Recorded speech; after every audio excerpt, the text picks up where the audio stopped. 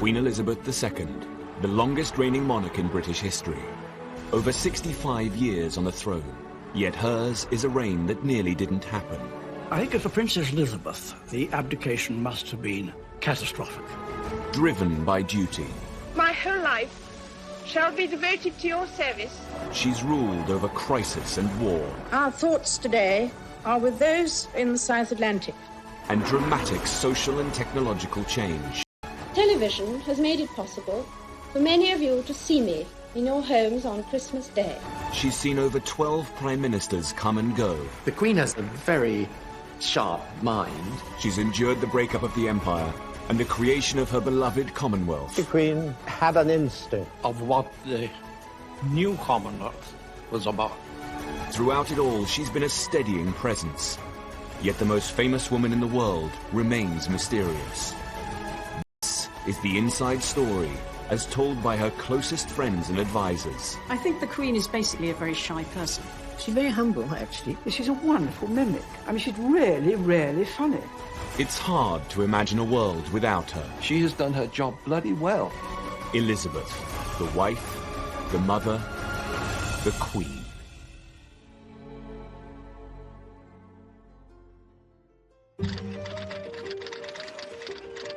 In the late 1950s, prosperity and technology was transforming the world and expanding our horizons. All over Britain, people were embracing new possibilities and moving with the times. Meanwhile, the monarchy seemed stuck in the past. My husband and I... The Queen still moved in an insular world, laden with old-fashioned tradition and formality. She needed to change. People were beginning to question not the monarchy itself, but the way it was presented, the way it was maintained, the form it was taking. And it needed to be sort of brought up to date. The Queen is, by instinct, conservative with a small c. She accepts that change must come, but wishes to be quite certain it's necessary before she goes along with it. The palace wrestled with the issue of how to show the Queen in a more modern light. And a solution seemed to present itself in the cutting-edge medium of television. 4 years previously, the young Queen had been reluctant to let it into her coronation. But by 1957, television had become universal, and its influence over our lives inescapable. We all had television, and we all loved it. We discussed what was on, and, it was a completely different world, and it changed overnight. The Queen had little choice but to fight her natural instincts and embrace the technology. It was decided her team were it well. Happy Christmas. The Queen described it as nerve-wracking, but she was in good hands, and she was in her own setting, and they moved the furniture around a bit. It must have been quite daunting, because you don't know how you're going to react. And there's not much you can do about it if it comes out badly. The broadcast was produced by the BBC's Peter Dimmock. My father had asked the Queen if she would use a teleprompter, but she declined because she felt it was much more natural when she was speaking to the nation to speak to them directly without using one. Prince Philip was very much holding her hand in throughout all of this. The Queen was rather nervous, and Prince Philip must also have known that she was rather nervous. He stood behind the camera and made encouraging faces at her, not ridiculous faces, which encouraged her to relax and to smile. The broadcast was transmitted from Sandringham House at 3 o'clock on Christmas Day, 1957. 25 years ago, my grandfather broadcast the first of these Christmas messages. Today is another landmark, because television has made it possible for many of you to see me in your homes on Christmas Day. There was the Christmas tree, and there were the corgis, and there was all that sort of stuff, fine, to make an atmosphere of relaxation. But the voice was always, sort of hemmed in. There was a little sort of feeling of claustrophobia about it. One longed for it to open out, and it didn't. In the old days, the monarch led his soldiers on the battlefield, and his leadership at all times was close and personal. One can feel the strain when she's doing this broadcast. She's not sitting back and enjoying it. I cannot lead you into battle, but I can do something else. I can give you my heart. She's got an aura of aloofness about her, which I think is probably slight self-defence. She has never found communication with the public easy. It doesn't come naturally to her. She's not a sort of glad hadder and a natural chatter up. And so I wish you all, young and old, wherever you may be, all the fun and enjoyment and the peace of a very happy Christmas. Rather than make the Queen appear current, the broadcast had emphasised the feeling that the Queen was remote and out of touch. The palace's plan to show a more modern Queen had backfired. And that wasn't all. In the same year, the Queen's general manner had come under fire in a very pointed magazine article. Personality conveyed by the utterances which are put into her mouth, and a recent candidate for confirmation. The article whipped up a media storm and became national news. The cutting words had been written by Lord Altrincham, a pillar of the establishment. Most of her speeches would greatly benefit from being more natural. All I would like to see is the Queen's own character coming through. The effect will be terrific. The effect at the moment is, frankly, not terrific. The magazine article caused massive outrage from royalists. Lord Altrincham became a figure of hate and was physically attacked on camera. But in society at large, a less deferential attitude towards the monarchy was emerging. If the court is wrong, or if the setup is wrong, or if the functioning of the monarchy is wrong, you have no choice, much as you may dislike having to do it, you have no choice but to criticise the boss. In the 1960s, television was emerging as a powerful tool to reach out to people, but its effect could be unpredictable, especially for a woman who was so naturally shy. It was a lesson the Queen would not forget in a hurry. The 1960s was a defining decade for Britain. It began to free itself from the shackles of conservatism and embrace the new era of individuality and freedom. The stiff and cautious Christmas broadcast had revealed the gulf between Queen and country. Happy Christmas. It was a concern thrown into stark relief by the very modern behaviour of the Queen's younger sister. Princess Margaret and her closest friends seemed to revel in the changing times. Princess Margaret was the height of fashion, the most exciting, glamorous person in the royal family, without doubt. Dazzling person. If she hadn't been a princess, she would have been on stage. We dressed her up as Brunhilde and Mae West. She was a wonderful Mae West. Some of the things she did, rather boring, actually. And so it was a relief for her to let her hair down. The Queen was always more, of course, soberly dressed. She's a very, very serious person. She and Princess Margaret are totally different characters.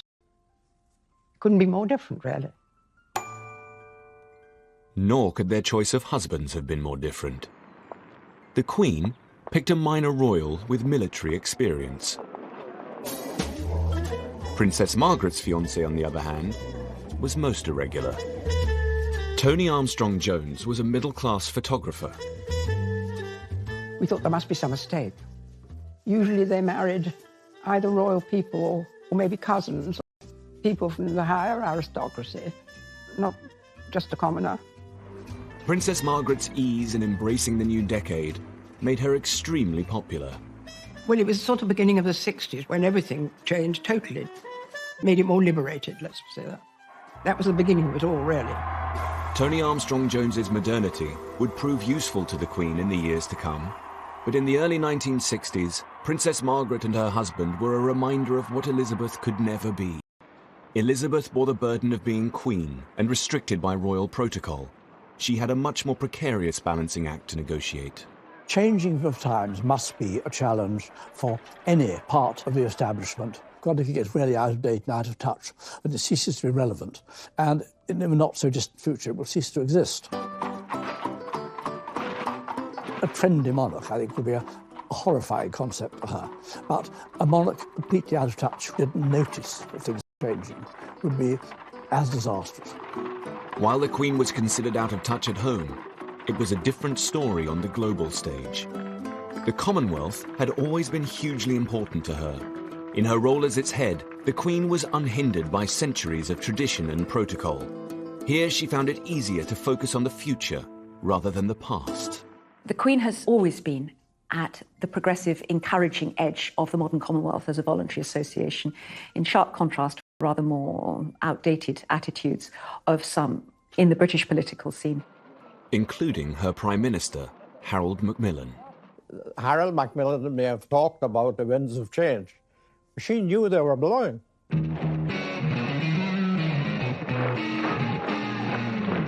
In 1961, the Commonwealth came under threat. The Soviet Union was trying to pick off nations to join their communist cause. And no country was more important to both sides than the leading African and Commonwealth nation of Ghana. There was considerable concern that the Soviet Union might acquire predominant influence in Ghana, which, after all, was seen as, from British perspective, a showcase of successful transition to independence, a strong and vibrant nation under a charismatic leader who had extraordinary influence across Africa. The Queen's priority was to visit Ghana in person. There she could exert her own form of soft power over its leader, President Kwame Nkrumah, to make sure he stayed within her beloved Commonwealth and didn't join the Soviet cause. Sonny Ramphel was Commonwealth Secretary-General. The Queen had an instinct, a real understanding of what the new Commonwealth was about. She wanted to be a real part of the Commonwealth. To do that, you had to be seen, you had to mix, you had to mingle. But just weeks before the Queen's visit, violent opposition and unrest was brewing in Ghana. The Queen was due, and the idea was to prevent her coming and to say that the country was unstable. He was adamant she must go. Macmillan wrote in his diary at the time, "She is impatient of the attitude towards her to treat her as a woman, a film star or mascot. She has indeed the heart and stomach of a man. She loves her duty and means to be a queen and not a puppet." The Queen's determination forced the government to concede. The whole of Ghana was lit by her coming. On November the 9th, 1961, the Queen arrived in Ghana. 50,000 Ghanaians were at the airport, led by President Nkrumah. There was, of course, the Ghana Army put up an impressive parade. It was big. Up to that point, she'd been a mythical figure to me. My father was invited to the reception of the Queen in our regional capital. It had the biggest crowd he'd ever seen. My father said Kwame Nkrumah himself was carrying the umbrella behind the Queen. This old man then said, yes, now I see what she really is. She's not a chief. She is the chief of chiefs. That's why Nkrumah was carrying the umbrella behind her. I thought he put it very neatly. Nkrumah looked up to her as a superior leader. By establishing a personal relationship with Ghana's leader, the Queen had ensured this important country remained a steadfast member of the Commonwealth, away from the Soviet Union's influence. People admired the courage that is called for. Bon voyage, it's time to leave. The Queen is the mainstay of the Commonwealth. If she had not given it her wholehearted support and love, it would have wilted on the vine.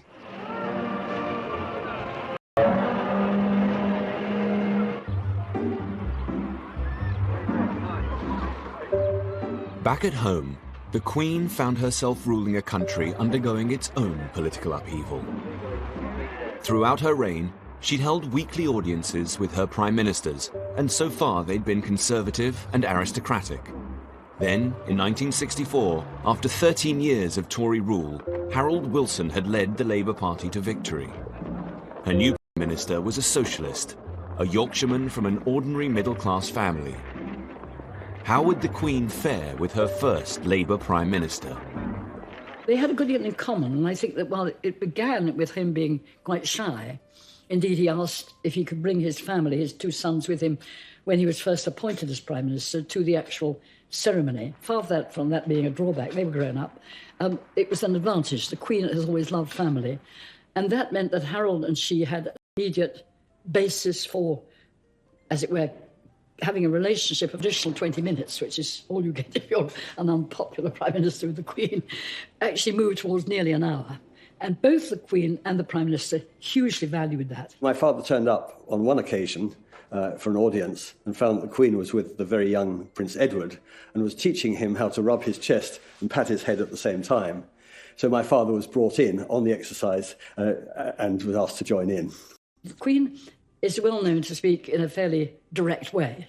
She can be quite down to earth in the way she speaks. Harold was also quite a direct man who spoke the language of where he came from, which was Yorkshire, and that was another bond. Harold Wilson was able to provide the Queen with a useful insight into her people and her country. I think the Queen found it very interesting that my father had come from a much more normal background than some of his predecessors as Prime Minister. And I think the Queen found it useful to talk to him about how normal people, ordinary people, lived. The Queen enjoyed Wilson's company, despite their social differences. Every autumn, the Queen and the Duke of Edinburgh invite the Prime Minister of the day up to Balmoral for a weekend. The Queen drove my parents around herself, where they went in and they had a nice informal cup of tea with the Queen, brewing the tea, and both the Queen and my mother doing the washing up afterwards.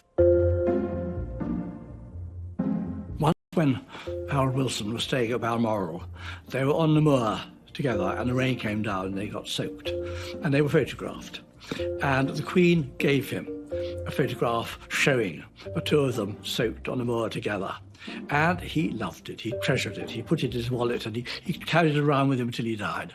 This close relationship with Wilson had a growing influence on the Queen, and it helped her in the process of developing a more modern monarchy. He always spoke of the Queen with great respect, but also in terms that were human. He was a key figure in his relationship with the Queen in the gradual evolution of the monarchy into what one might call a democratic head of state, which the Queen has very carefully been, regardless of the party of the person who happens to be Prime Minister. The Queen was taking steps in the struggle to become modern. The close personal relationship she built with leaders both at home and abroad helped her keep up with the changing times. And these relationships would be particularly important when the Queen's most trusted mentor passed away. As the 1960s progressed, the Queen distanced herself from being the traditional untouchable sovereign. She started to emerge as a fairer and more approachable monarch. Nowhere was this more evident than at the funeral of wartime hero Sir Winston Churchill. He had been her first Prime Minister, her mentor, and her friend. Churchill, Knight of the Garter, Order of Merit, Companion of Honour. The coffin is borne by a bearer party from the Brigade of Guards. With the Royal Air Force escort, it will now be drawn by a Royal Naval gun crew to St. Paul's. Sir Nicholas Soames, Churchill's grandson, was at the funeral. My grandfather unreservedly worshipped. He loved the Queen. He really loved her. He'd been a figure in her life since she was a child, since she was a very small child, all her life, really. And then he was her first Prime Minister. The procession starts when Big Ben strikes 10:15. I was 16. I walked in the procession with my father and my younger brother, Jeremy. You see the male members of the family walking, small, sad. The Queen was obviously very sad and very moved by his death, and also a tremendous reminder of her father and what they'd been through together in the war. It was the end of an era. This funeral was a very special funeral. It was a state funeral, and the leaders from all over the world came. State funerals are usually only staged for monarchs, so one for the Prime Minister would be a rare chance for the Queen to publicly pay her respects. Yes, it was a strange sensation. He's gone. Something has stopped. Anthony Mather was head of the bearer party that carried Churchill's coffin. The crowds were 10 deep on the pavements, and the same around the courtyard here in front of St. Paul's. The President of France among the monarchs and other heads of state. Representatives of over 100 countries, of many races and many creeds. The heads of state and members of foreign royal families were here, again in advance. Churchill served the British Crown during the reigns of 6 monarchs. The close bond between the royal family and their most faithful servant is at the very heart of this ceremony today. The Queen will normally arrive last at any event and will usually leave first. This occasion, it was different. She arrived before the coffin, and before the Churchill family, and indeed left after both of them. The Queen had made the decision to put her royal privilege aside and bestowed the honour of arriving last to Churchill's family and his coffin. The Queen waives her right to be the last to enter. This privilege is accorded to the Churchill family. It is absolute to anyone. So for her to arrive before the coffin was, before my grandfather, was in itself, I think, a beautiful and very touching gesture.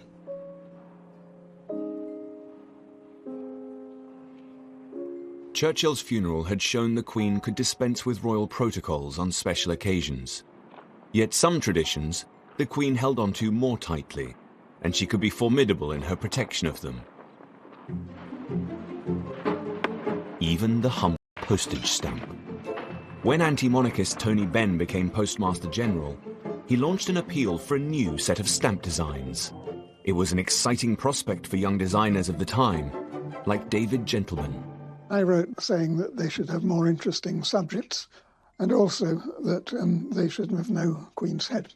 I'd already discovered that fitting the Queen's head on was a really ticklish problem. It would be better left off. The Queen's head on stamps, which some of the designers objected to because it took up so much of the space of the stamp for their own art to be pushed into the corners. They pressed Tony Benn, when he became Postmaster General, as a well-known radical and a well-known Republican radical, into changing the design of the stamps. I'd been commissioned to do a set of stamps for the anniversary of the Battle of Britain. The key thing about this is that only one of them has the Queen's head on it. When the post office heard about it, it was absolutely aghast. Yet Tony Benn wasn't deterred. He was sure he could persuade the Queen to break this 120-year-old tradition. Tony Benn was going to have an audience with the Queen anyway about stamps in general, and he took my designs along with him. Normally a Postmaster General would get 5 minutes, shake hands, show the stamps and disappear. But I took the Gentleman album with me, and she was on a chair, and I sat on the floor, and I opened this, and she'd never seen them before, of course. The Queen genuinely rather liked Tony Benn. He's a very attractive character, but I think she undoubtedly felt that he was a somewhat dangerous one, a slightly maverick figure, and viewed with some suspicion any idea which he was identified with.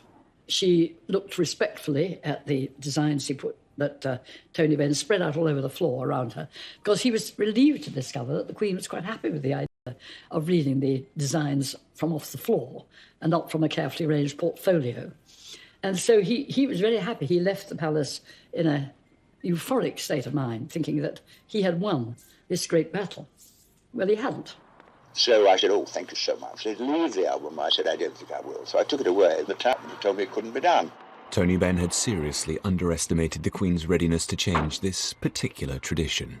In a very quiet way, the palace understood that this was very fundamental, that constant reiteration of our being a monarchy, which you get again and again every time you stick a stamp on, was something that was really very crucial. And they were determined not to yield. But the Queen, as the person who actually saw her minister, in this case Tony Benn, was not prepared to be put in a position of saying no to an elected government. What then happened brilliantly, I think, was a very clever compromise. The silhouette of the Queen's face, or the Queen's profile, which now appears on all our stamps, sometimes in black, sometimes in gold, but always there, very small, but clearly present. Since then, the design of British stamps has been fantastic.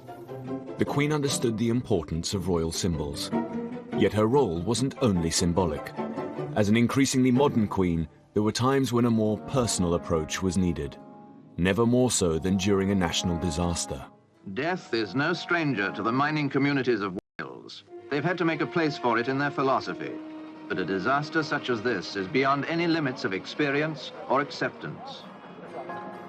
At 9:15 a.m. on the morning of the 21st of October 1966, the Welsh mining village of Aberfan suffered a terrible tragedy. Then 23 years old, medical student Mansell Aylward was one of the first on the scene.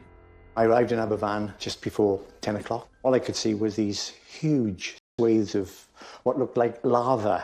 You know, when you see a volcano erupting and there's slow but not hot, cold stuff coming down the side of the mountain with large stones in the middle. A catastrophic landslide had destroyed the village and engulfed a school. Mansell's own relatives were among those they hoped to find alive. They'd be digging and somebody would blow a whistle or shout and everything would stop. And there'd be silence. We were waiting to see if we could hear anything. A shout went out that they'd made a cavity into one of the classrooms. So I got in and we expected, therefore, we will find people who are alive. But when I got in there, that was the thing that affected me for a long, long time afterwards, you know.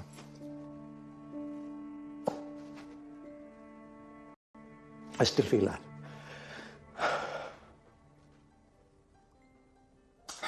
Rows of dead children sitting in the desks. I don't want to go into any great detail because I know, and to make matters more emotional, their teacher was in front of them, dead, with his arms out, you know, trying to protect them.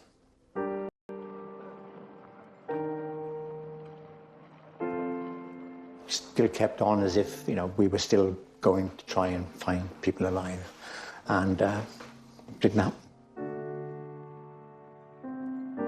116 children and 28 adults died. The whole country was in shock. Prince Philip visited Aberfan the following day, but there was a feeling that the Queen's presence was needed. The Queen's closest advisors and friends remember she had felt incredibly torn. The Queen's motives were absolutely the best.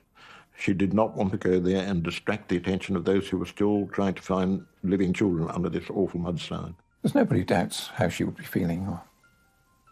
And if you'd lost a child and she suddenly appeared, you wouldn't appreciate it really, would you? I don't think I would, anyway. The Queen was also struggling to manage her own emotions. She seems in some way to feel things too strongly, as if and she'd rather run away from it. If you're Queen, you have to be able to contain yourself. I mean, we can all burst into tears whenever we feel like it, however embarrassing it is, but that's something they simply cannot do. Is that inherent in her nature? Is it something she has cultivated along with the stiff upper lip? We know that she has talked to friends about her words being inadequate in a really tragic situation like that. It must be impossible. I don't know how they do it, frankly, because they have emotions like we all do. It must be very, very hard. 8 days after the disaster, the Queen visited the destroyed village. Mansell's cousin had died in the school, and he had just attended the funeral. She arrived in a car, and the people were just, you know, they weren't in the streets in the sense of, you know, they were just there, and the rubble was still there, and the damage was still there. I was very near. She looked very somber and sober. Aloof, perhaps, to some extent. As she moved along, there was this young girl who presented her with flowers. It seemed to me that her demeanour changed. When she saw that little girl and she took the flowers, even though it was perhaps only a matter of seconds, she looked very, very distressed. There were occasions in which she shed tears in public. I'd only seen films of the Queen, but I'd not seen her, or any member of the royal family really then, show anything at all other than stoic, stiff upper lip. She was as touched as anyone else that I'd seen in those few days.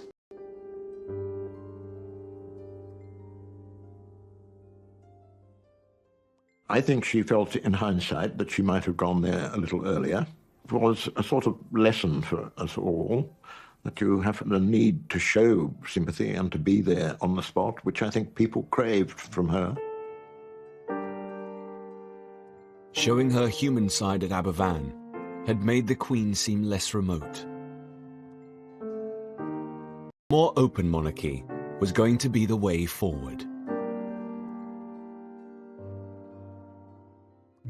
Although the Queen had shown that on occasion she could connect with her people, her public image still remained largely formal and conservative. It was an impression her advisors became determined to change. And by the late 1960s, it became clear to most of them that their most powerful tool would be the press. Well, Richard Colville was the first press secretary that the Queen had. And I think it's probably true to say that he and the press didn't always altogether get on. In fact, we always used to call him the abominable no man because he said no to everything that was suggested. He saw his job, I think, as keeping the media at bay a bit on behalf of the Queen. This was not really good at a time when things were changing in society. The monarchy's like justice. It's not only got to be done, it's to be seen to be done. In 1968, the Queen replaced Commander Colville with an Australian, William Heseltine, a risk-taker who would transform the Queen's image. Well, thank you very much. That's a flattering sort of thing to say. I was a little bit more sympathetic to the media and their wish to know a little bit more about the Queen and Prince Philip as people. It was certainly my own feeling that there was room to move a little bit more towards the idea of access and the presentation of the Queen and members of her family as warm human beings. Heseltine proposed the Queen be subject of observational documentary. It was considered a radical idea.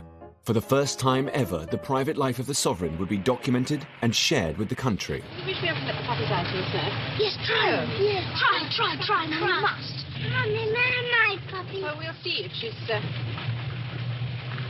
allowed out in the snow. Cameraman Peter Bartlett filmed the off-duty Queen and her family for almost a year. Right from the start, there were absolutely no restrictions. Nobody ever told me to say, you're too close, come away, don't stand there, don't do this. She got used to me being around with a camera much quicker than she got used to the idea of there being a live microphone. Up until then, everything that the Queen spoke was scripted. Have their big ears and their big paws. Lovely big tubby bladders, except you are making it a mess of my jacket. Aren't you? I don't think Prince Philip liked it very much. He approved in theory of the project, but when it came to the actual experience of having these people about him, he was a little impatient about it. But the Queen was wonderful about it. We filmed all sorts of things. One of them was the Queen taking Prince Edward into the village in Balmoral to buy an ice cream. We got into the shop, got the ice cream, but the Queen doesn't carry any money. I'm here to tell you, she still owes me £5. These were real, living, breathing human beings, and they were a family. And that's something we saw time and time and time again. It was one of the most fascinating things I've ever done. It showed that they were not only nice people, they were not very different from ordinary people. It was a great success for the public, and really things after that could not go back to what they had been.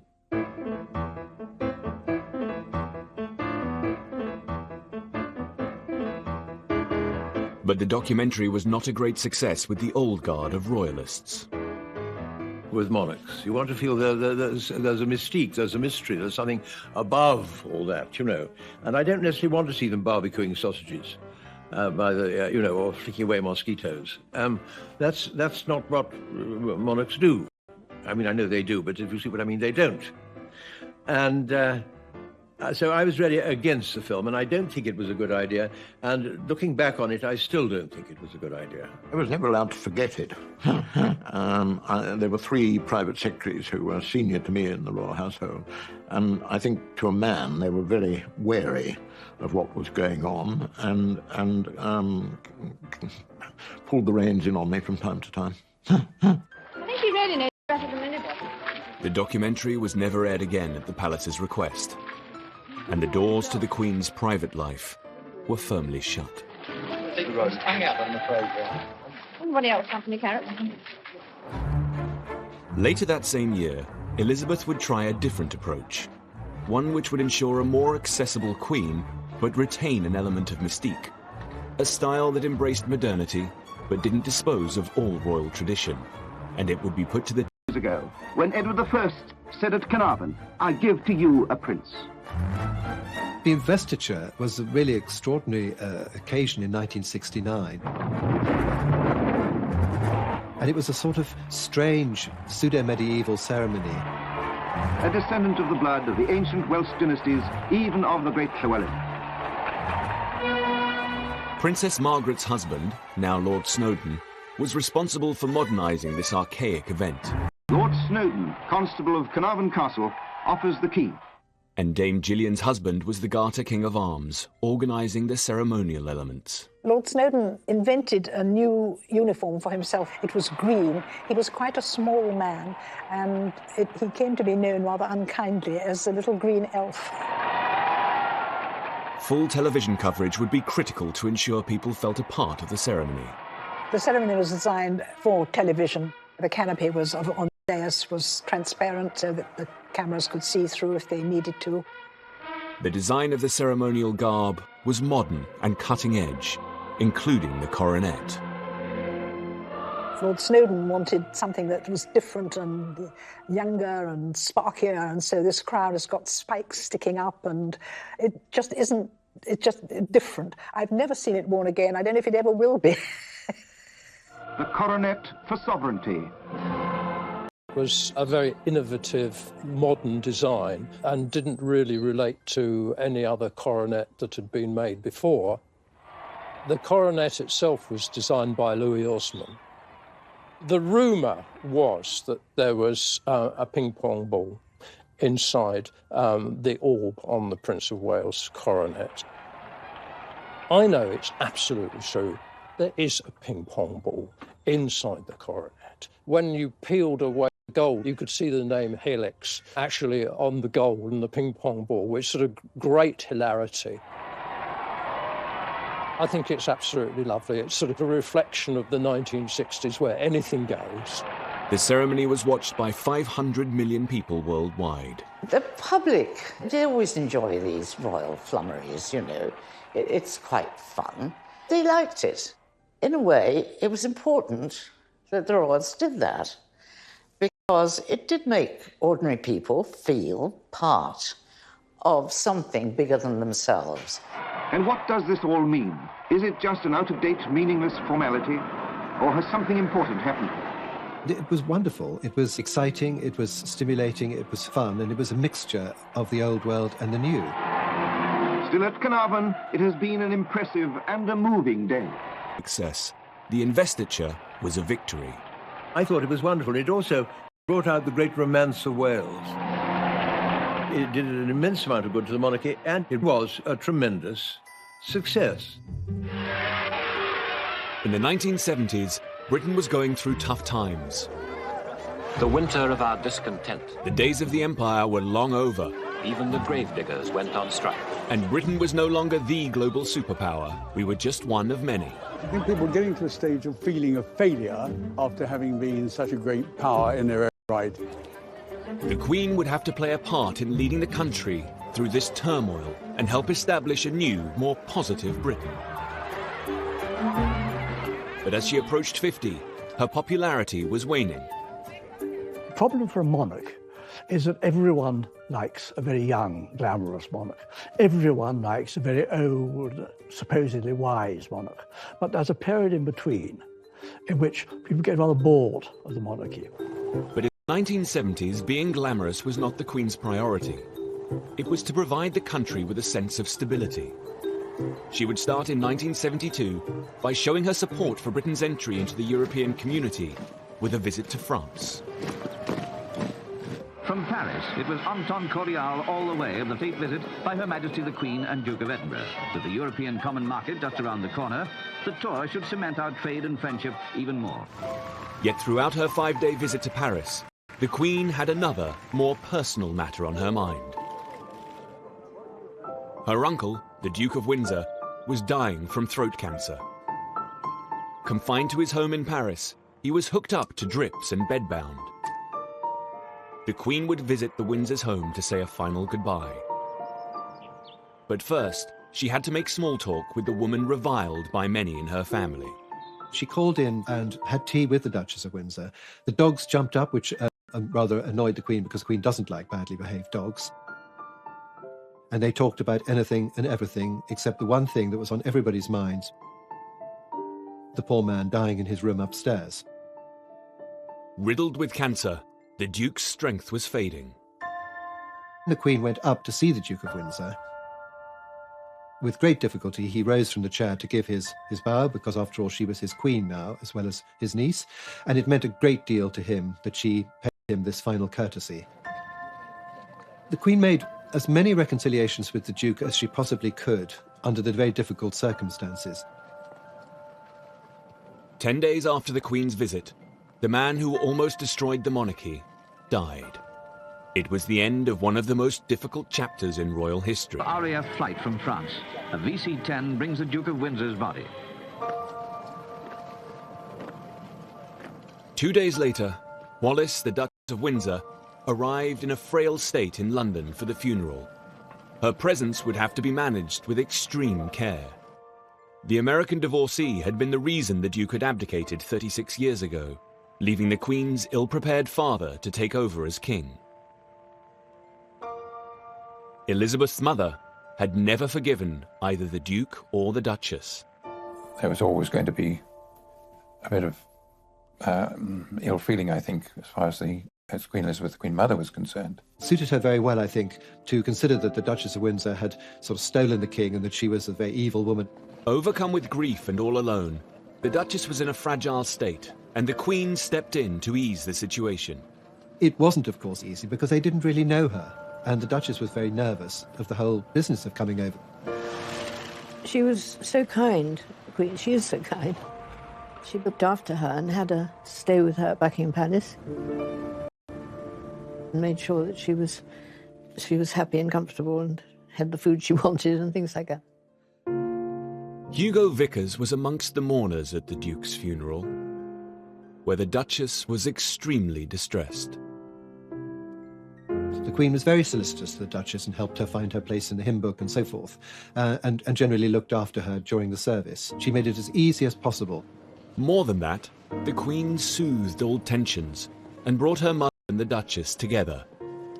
When the Duke of Windsor was being buried, the royal family went down with the Duchess of Windsor, and Queen Mother came as well. She wasn't meant to originally, but she decided to come, which is a huge, huge reconciliation.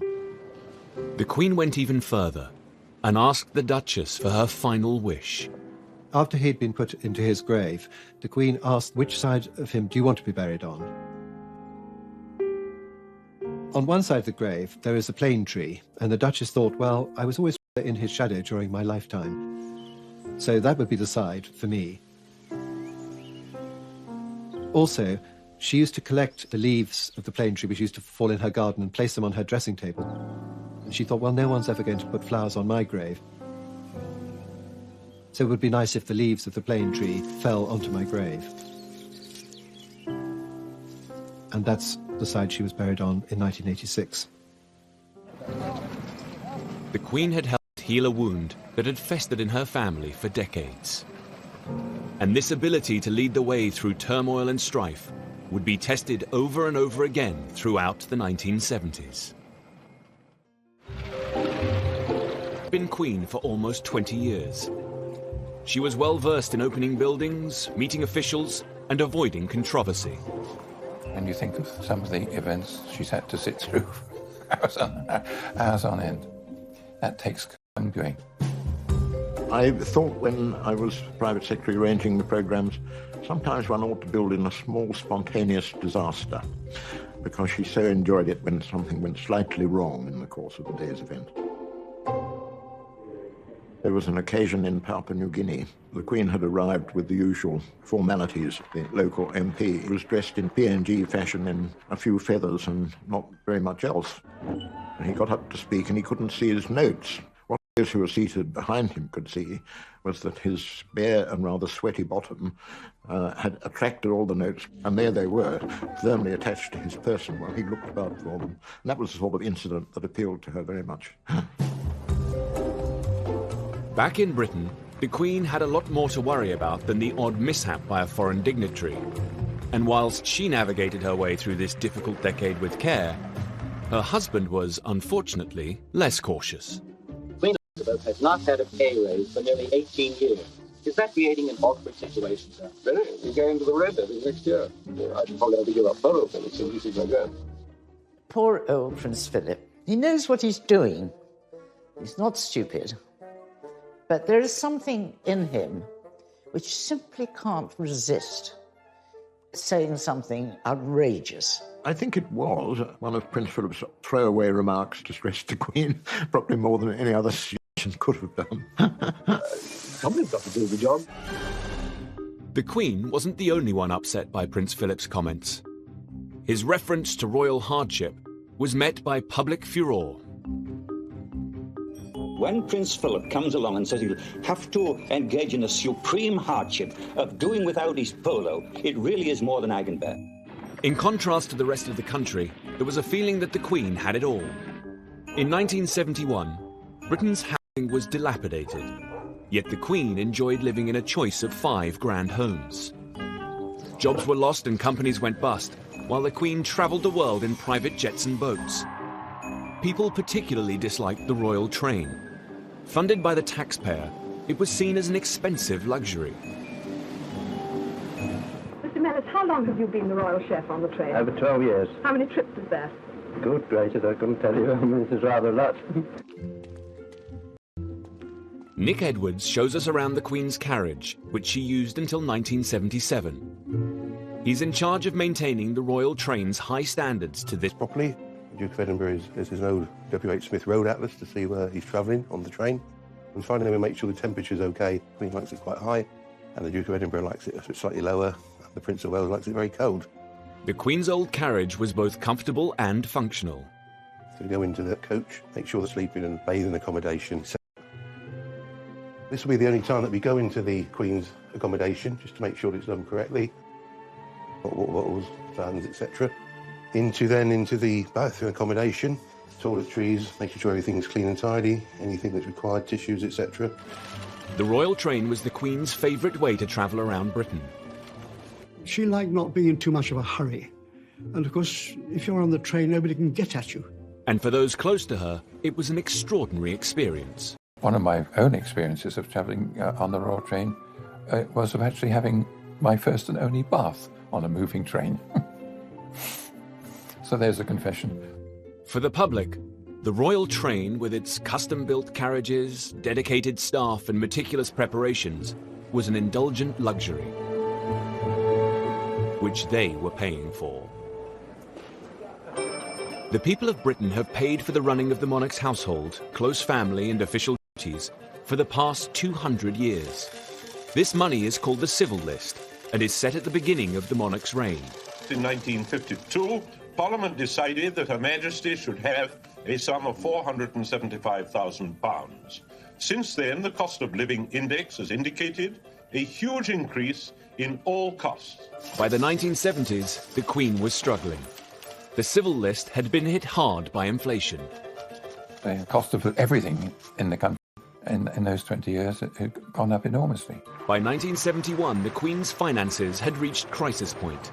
And to continue in her role as head of state, she reluctantly went to Parliament to ask for an increase to the civil list.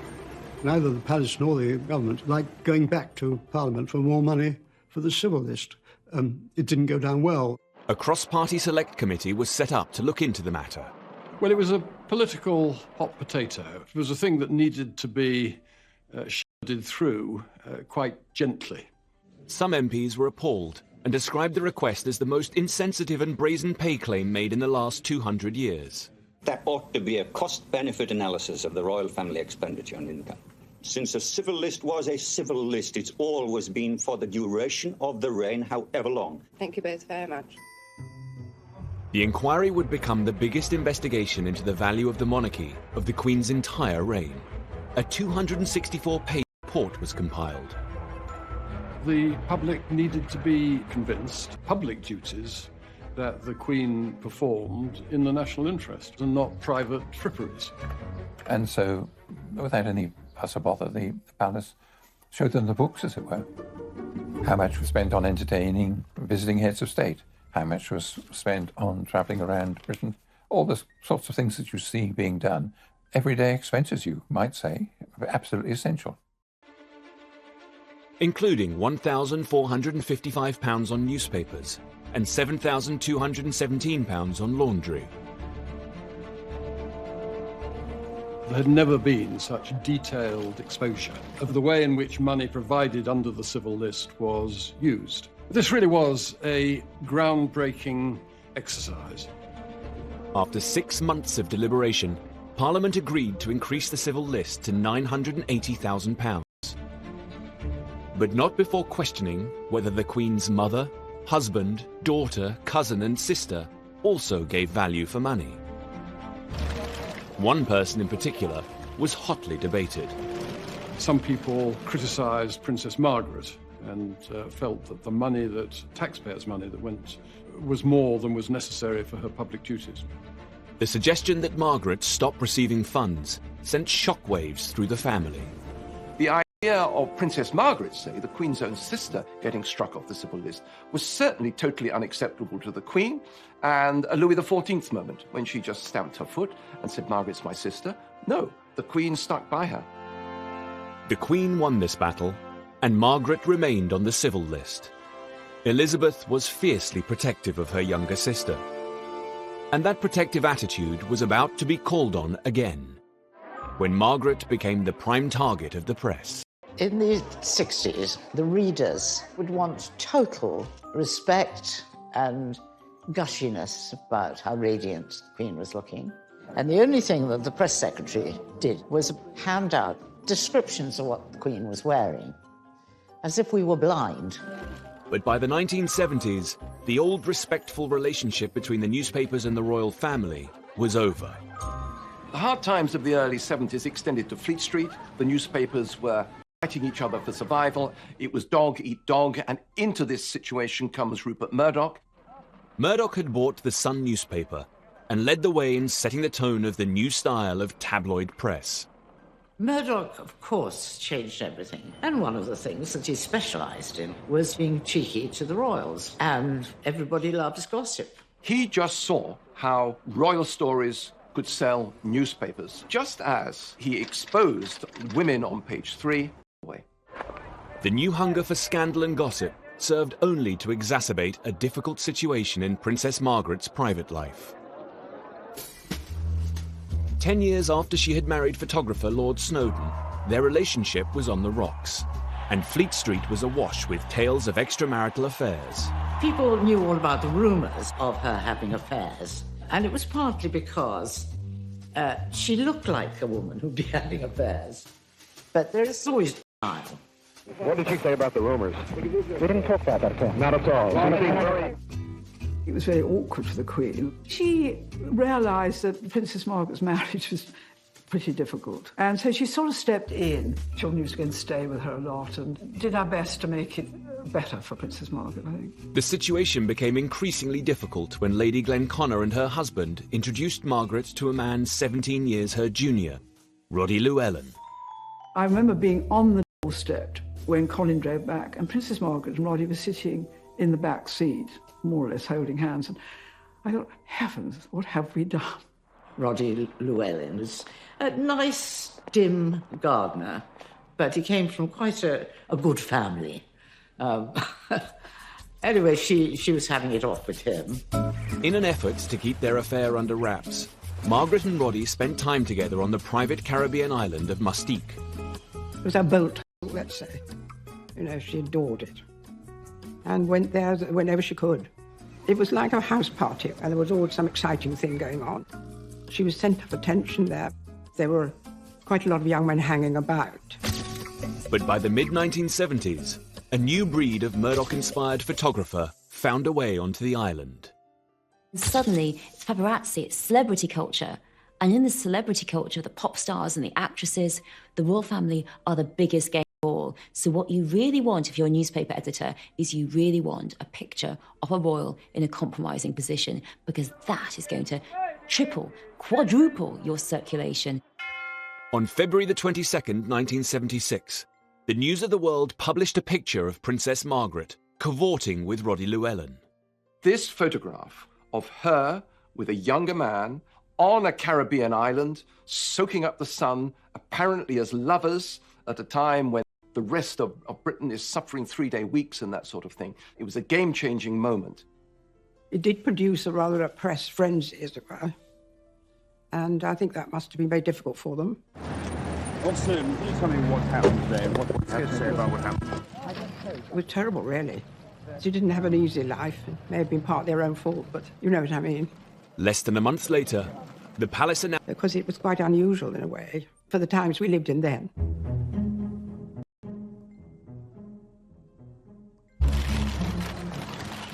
Princess Margaret's love life had been a matter of distress for the royal family right back to the 50s.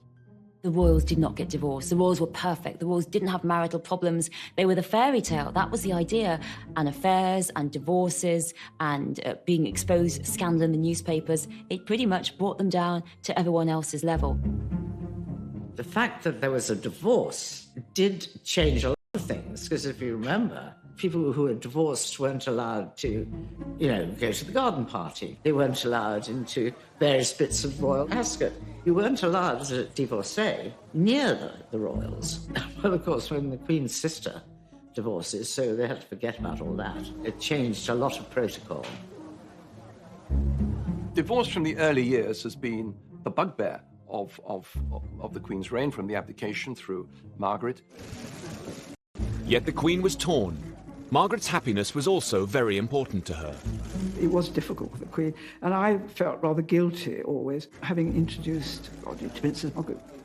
But after Princess Margaret's funeral, the Queen, she said, I would just like to say, Anna, it was rather difficult moments, but I thank you so much introducing Princess Margaret to Roddy, because he made her really happy. Margaret's love life shattered the image of a stable and loyal royal family. And that, combined with the outcry over the Queen's finances, was making this the Queen's rockiest decade yet. In the 1970s, Britain was in desperate need of stability, which the monarchy was struggling to provide. Now, as the decade progressed, Queen Elizabeth turned her mind to offering the country a more certain future, and she hoped that her heir, Prince Charles, could help. The solution that the royals, that the politicians, that the courtiers have to all the royal problems, to all the problems of the 70s, is that Charles needs to get married. And this is about stability, it's about keeping the generations going. Well, Prince Charles had made himself a bit of a hostage to fortune because he had speculated that about 30 would be quite a good time to be getting married. The Queen was anxious about who he was going to marry. And so the search began to find Charles a suitable wife. And any mother's concern is that they're going to pick somebody who's going to make them happy or to make each other happy. Yet Elizabeth wasn't only a mother. She was the Queen. She would want the future king to show restraint and not develop the womanizing reputation that had dogged both her uncle and great-grandfather. As a man about town, a playboy, lots of girlfriends, having girls, not settling down. Because everyone knew that the prince was incredibly sought after. He was very marriageable. Any amount of girls would be keen to go out with him. It wasn't always easy for Charles. Partly because his great-uncle and mentor was very specific about the kind of woman Charles should be courting. Lord Mountbatten was a very mischievous man. He would set up plots to get Charles to marry who Lord Mountbatten wanted. He did have this problem that she had to be a virgin. You couldn't have the next Princess of Wales to have had any sexual experience whatsoever. And I said to Mountbatten, you're mad. This is the 70s. There cannot be a virgin in the land. I said, honestly, I mean, are you going to have tests? The palace fear was that if she wasn't a virgin, there would be forever scores of ex-lovers, coming out, and generally making it all rather sad and tacky. And virginity wasn't the only problem in finding Charles a wife. Some suitable girls, they didn't want to be queen. They had an experience of life as Charles's girlfriend, being followed by the press, their outfits being talked about, their appearance being criticised, and they thought, actually, I don't want this for myself. I'm buying my own lunch. The new media had created an insatiable hunger for gossip and interest Prince Charles's love life became a global phenomenon. Almost every working day of the 5 years I was at the palace, we had a call from somebody asking us, who is Prince Charles going to marry? Telling us, would we comment on so-and-so? There was this absolutely unending interest. There's obviously going to be particular attention to the heir to the throne. Wherever he went, whatever he did, there's going to be a camera or somebody to pick up something he might have said, or going to somebody, did he say this? There's always a picture of it. And even in Australia, when he came out of the sea, there was a girl chasing him and trying to kiss him. It never stopped. Much to the palace's disappointment, the 1970s came and went without even an engagement. Not least because Charles was prone to falling for women that he legally could not wed. He said to the Queen Mother one day, he said, you know, Granny, it's awful. I keep falling in love with Roman Catholics. and she said, oh, darling, do be careful.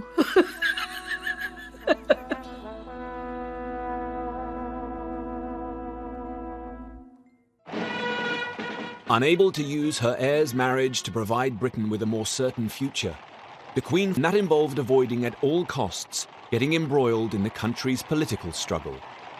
They've searched the cellars at every opening of Parliament since the Guy Fawkes plot of 1605. Keeping the Queen out of politics in the 1970s was a job undertaken by Martin Chartres, her private secretary. His counterpart at number 10, Robert Armstrong, remembers.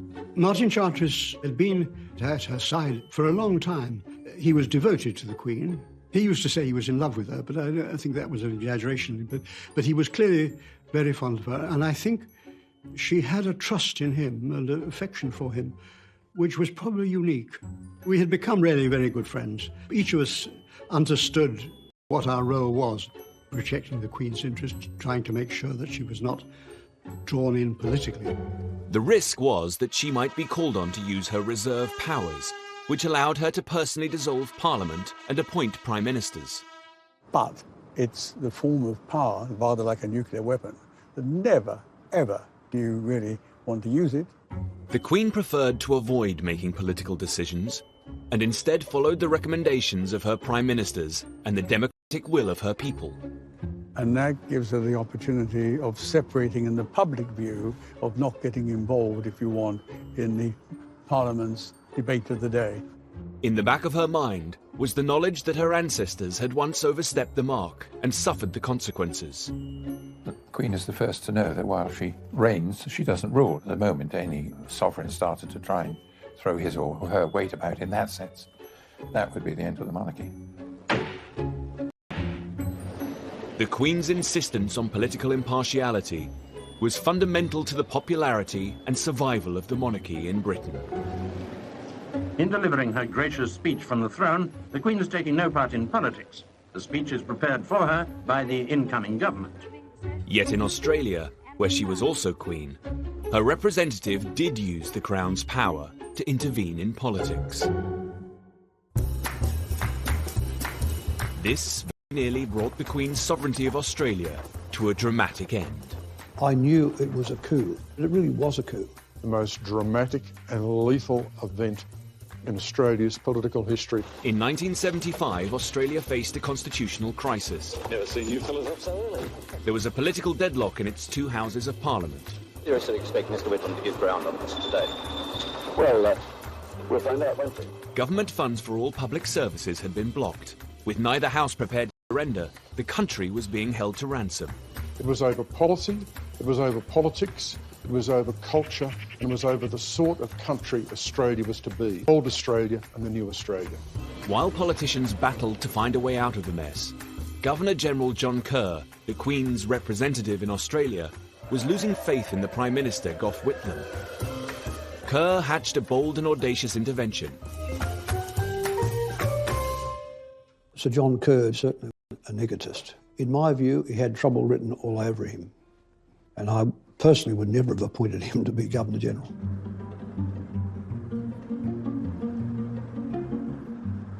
This is the Prime Minister's office.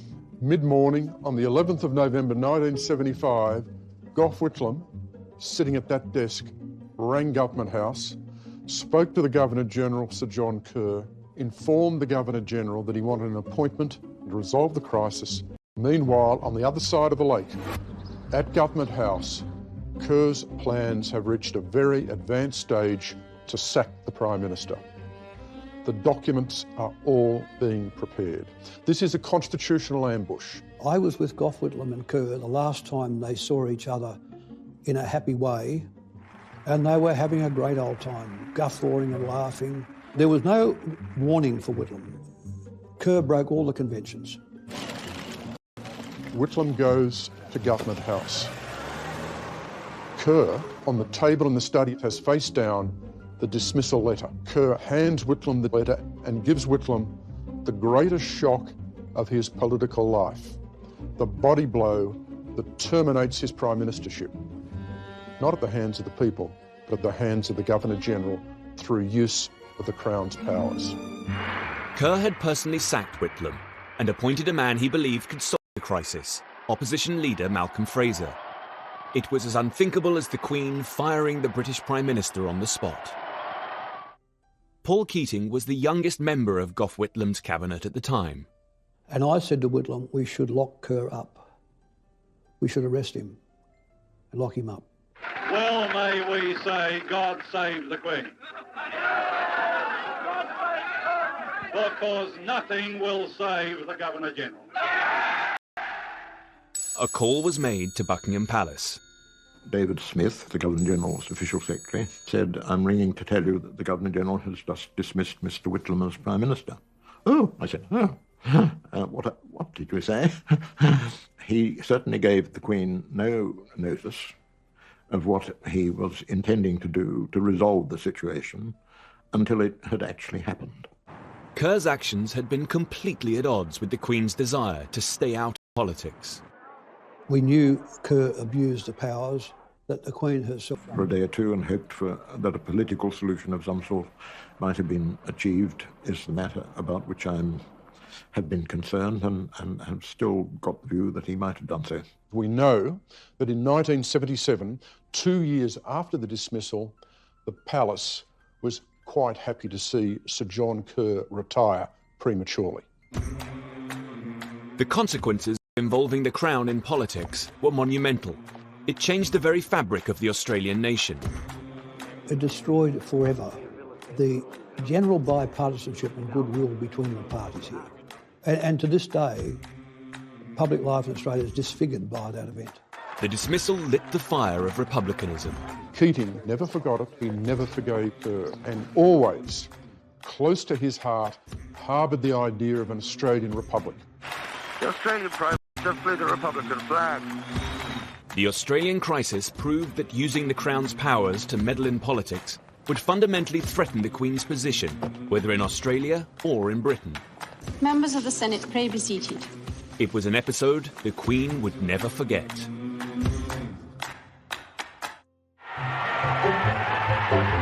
A golden day for the Silver Jubilee. In 1935, the Queen's grandfather, George V, had enjoyed a jubilant year celebrating the 25th anniversary of his reign. But in 1975, as Elizabeth approached her own Silver Jubilee, Britain was still in the midst of a recession. This was not a time for lavish festivity. The feeling was that the Queen's reign should be marked by a single day of modest ritual. The Queen herself was very anxious there should not be any undue expenditure on it. Jim Callaghan, who was the Prime Minister at the time, took the same view that, of course, there had to be some marking of it and some celebration of it, but not at too great an expense. Then in 1975, the Evening Standard published a letter that turned the tide. It called for a Royal Jubilee Festival full of fun, froth and splendour, and received 250 letters of support. It's a marvellous letter, saying in practice that, despite everything, aren't we fortunate in having a Queen and what the royal family means to this country and our history and what we should be proud of and so on and so forth. And that really sort of got people really sort of talking as to whether we might try to have a crack at putting it together. The Silver Jubilee could be an opportunity to get Britain out of the doldrums, bring people together and unite them across their differences. 2 days later it was official. The country was going to celebrate, but not at the cost of the taxpayer. In those days, many of our biggest companies were headed by people who'd served in the last war and had a great feeling, obviously, for the defence of the realm and indeed, of course, for the role of the Queen. So the head of a company would sort of say immediately on the phone, great idea, we're behind you, with pleasure, and we'll send you over a cheque. Within about 48 hours, I realised I was on a home run. With the funds secured, the Jubilee Committee spent the next 2 years planning what would be the greatest celebration of the Queen's reign. And there, in letters of fire, E to R. On the 6th of June 1977, Elizabeth braved the elements and officially launched her Silver Jubilee, lighting the first of over 100 beacons that blazed across the country. The bonfires were a way of bringing the whole country together bit by bit by bit, with the Queen right at the centre of it. The beacons were followed by extravagant firework displays, concerts and parades. The Queen was absolutely stunned, amazed by the reception that she got throughout the country, England, Scotland, Wales, Northern Ireland. She said that she had no idea that this would happen. When she smiles, it's extraordinary. She has a most amazing smile, which lifts everybody. But the real success of the Jubilee lay in the 12,000 street parties held across the country. When everything else seemed to be black and strikes and interest rates and what the world thought of us, etc., those street parties are really quite special. I mean, we love an ease up. Every now and then, the country needs to have some sort of a reason for celebrating. Street parties were thrown even in the more divided communities. In 1977, Anjula Devi and her family lived on Northcote Avenue in Southall, London. We were the only Indians on the street, and it was very bizarre, a little bit frightening. We did feel a little bit isolated. Mostly we stayed in the back garden, hardly ever played in the front garden. The local community was planning a Silver Jubilee street party, but the Devi family had not been invited. On the morning, Dad decided that we were going to be involved because he loved the Queen. He really did. In fact, he had pictures of the Queen. I clearly was horrified when he told me he wanted to make aloo paratha, which is a layered bread stuffed with creamy mashed potato. I wanted to have ice gems and sun blessed bread like everybody else and fit in. Go! And then we came out with these huge flat griddle pans, if you like, and started cooking these parathas. And I just thought, no one's going to eat these, Dad. Slowly, people started to trickle over to see what was going on because they could smell something different. People started to queue up, waiting for this food. And, you know, we started to see smiles on people's faces. And then I actually quietly smiled back because I was thinking, hey, I think I could make some friends here, you know. Once divided the community. It brought people together who before never stepped into our front garden and never really spoke to us. We became a community after Queen's Jubilee. All the children started to play together. And certainly to this day, it's remarkable that the children are actually my brother's best friends now. That says a lot, doesn't it? So it changed things, and that's thanks to the Queen. The Queen stepped onto Scottish soil to begin her tour. For a whole year, the Queen attended official celebrations up and down the country and across the Commonwealth. The Queen obviously loves it all, the excitement, the feeling of contact. The Queen's always surprised at the amount of adulation she gets on these occasions. I really think she genuinely is. She's very humble, actually. She doesn't expect it. The square is as large as several football pitches, but it seemed all the space was needed for the enormous throng that wanted to see the Queen. The universal affection, the love that was shown to her, it was palpable, it was real. At times it was very, very moving. It was a very tough time, and the Queen's Silver Jubilee really cheered people up. It was wonderful to see that people really love her, but my goodness, she's earned it. The Silver Jubilee wasn't just about having fun. It had a profound effect on the country's consciousness. These were very difficult times, and uncertainty, and people rethinking of what life's about and what are we as a country. The one steady aspect, like a light, all that fog in that period of time, was the monarchy. And the Queen in particular. It had a steadiness which the rest of the country didn't seem to have at that stage. It set the scene, the Jubilee, for people to be able to rethink and regain confidence again for the way forward. A day of happiness and success for the Queen. A day for Britain to forget her problems for a while and perhaps look at them differently tomorrow. It was nearing the end of an extremely hard decade for the Queen. But it ended with hope, with the coming together of her people with a common cause. Next time, the Queen and the monarchy are riding high. There's the fairy tale wedding of her son, Prince Charles. The Queen was delighted because, I mean, you know, he wasn't all that young, Prince Charles. The Queen had never been so popular, until an ill-advised TV project in 1987 threatened to bring the good times to an end. I tried to persuade the Queen it was such a bad idea that she ought to call it off. What did you think of it? This did more damage, I think, than almost anything that happened in my time. Thanks.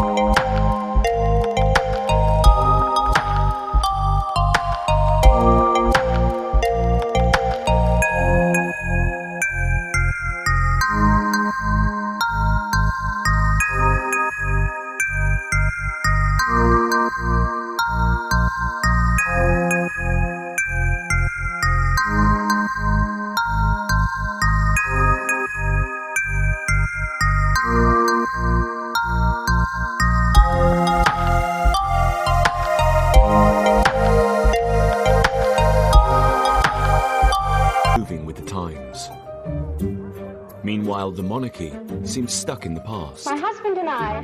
The Queen still moved in an insular world, laden with old-fashioned tradition and formality. She needed to change. People were beginning to question not the monarchy itself, but the way it was presented, the way it was maintained, the form it was taking. And it needed to be sort of brought up to date. The Queen is, by instinct, conservative with a small c. She accepts that change must come, but wishes to be quite certain it's necessary before she goes along with it. The palace wrestled with the issue of how to show the Queen in a more modern light. And a solution seemed to present itself in the cutting-edge medium of television. 4 years previously, the young Queen had been reluctant to let it into her coronation. But by 1957, television had become universal, and its influence over our lives inescapable. We all had television, and we all loved it. We discussed what was on, and, it was a completely different world, and it changed overnight. The Queen had little choice but to fight her natural instincts and embrace the technology. It was decided her team were it well. Happy Christmas. The Queen